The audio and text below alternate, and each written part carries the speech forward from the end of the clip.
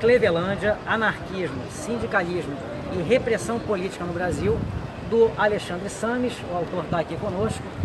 E esse livro, que é fruto de uma tese que ele fez em História em 2000, pela UERJ, se não me engano, virou livro, e essa é uma edição revisada e ampliada do primeiro livro, que foi de 2002. Esse livro é muito importante, ele vai contar aqui no detalhe, mas é fundamental a gente ver o seguinte: o que foi a Clevelândia, que hoje praticamente ninguém conhece, né? Ninguém nem nunca ouviu falar. A Clevelândia, ela foi um campo quase na fronteira com a Guiana, e nesse contexto, no governo do Arthur Bernardes, primeiro um campo de colonização de uma parte do território amazônico, e depois de despejo mesmo de opositores ao regime.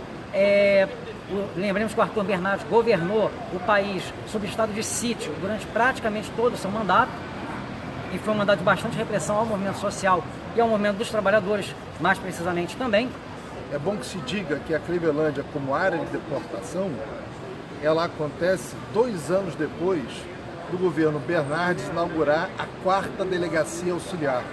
A 4ª Delegacia Auxiliar, que posteriormente será o DOPS, que todo mundo conhece muito bem, ela é inaugurada com o objetivo claro de reprimir politicamente, duramente, todos os opositores do regime.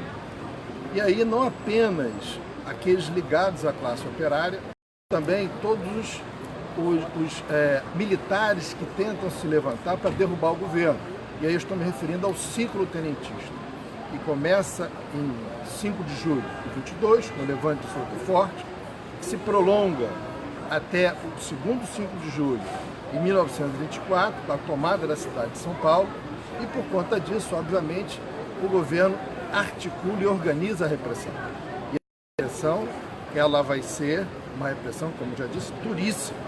E a Clevelândia é um dos seus subprodutos, fundada como área colonial de assentamento de famílias que estão fugindo da seca, principalmente do Ceará.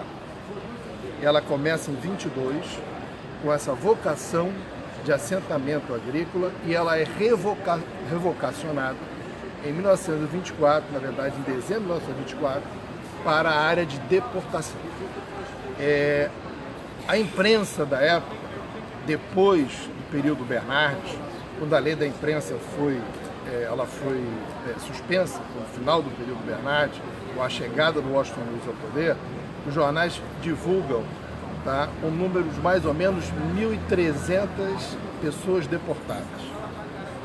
Mais da metade dessas pessoas, mais ou menos 52%, 53%, não voltaram e ficaram sepultadas na Clevelândia, ou engolidas pela própria floresta, ou vítimas das doenças típicas da região, como a malária, a febre amarela e também a disenteria bacilar, que teria sido levada pelos soldados, cabos e sargentos deportados para a Clevelândia por conta da repressão ao movimento 5 de julho de 1924. Ou seja, a Clevelândia, ela é um episódio dramático na história brasileira, infelizmente muito pouco conhecido. E é curioso que a Clevelândia, para onde foram enviados operários, anarquistas, mas não apenas, ela é uma área, digamos assim, completamente isolada. E é exatamente por isso que eles foram deportados para lá.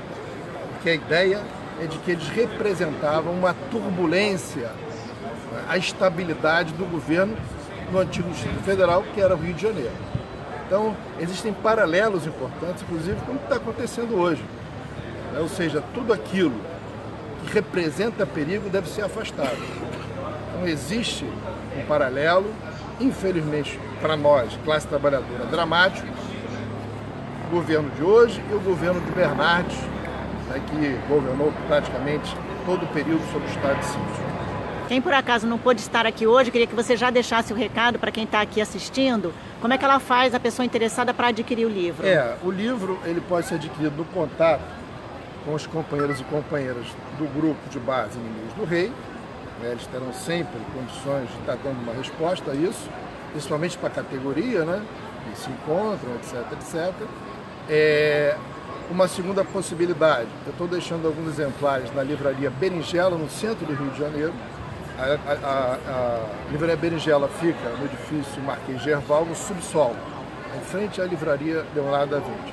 Eu vou deixar lá também alguns exemplares. Eu queria também ressaltar que a nossa iniciativa de fazer aqui, geralmente esses debates a gente realiza na sede do sindicato, mas a gente achou interessante, né, fazer aqui no próprio Edize para aproximar dos trabalhadores, tentar. Então, a partir desses exemplos, os seus acertos, os seus erros, as suas possibilidades, os seus projetos, a gente também trazer para hoje, na nossa luta concreta contra a retirada de direitos que já está acontecendo e, sobretudo, contra a privatização, que é, em última instância, a destruição da Petrobras, o que vai ser um problema gravíssimo, não apenas para os trabalhadores petroleiros, e isso já seria suficiente motivo para nós lutarmos, mas também, e talvez até sobretudo, para o conjunto do povo trabalhador brasileiro. Com a Petrobras mais completamente privatizada, mais diretamente privatizada, esse problema social e econômico pelo qual passa a maioria do povo trabalhador brasileiro vai se agravar significativamente. Então, a partir disso, a gente também achou interessante revisitar esse momento também da história, que está na questão da Clevelândia e dos antecedentes, do contexto no qual a Clevelândia existiu, para a gente também tirar algumas lições para hoje. É um grande historiador e eu tenho o prazer de ter praticamente todas as coleções dos livros dele. Eu espero que o livro seja um sucesso, venda bastante e traga aí nova luz a episódios da história que foram silenciados. É um ótimo lançamento, né, sobre a Clevelândia. Importante esse relançamento, na verdade, que traz luzes, né, para a nossa história do Brasil e que muitas vezes a gente sequer conhece. Né? E para que nós não cometamos o mesmo erro que cometemos no passado, né, aprender com nossos erros. Então essa história é importantíssima ser conhecida, né, do grande público. A gente está hoje aqui num formato, né, bem original, que é o de trazer o lançamento do livro, né, de um livro que traz toda a revelação, né, de uma história desconhecida do público aqui na Praça das Bandeiras do Edize durante o horário de almoço.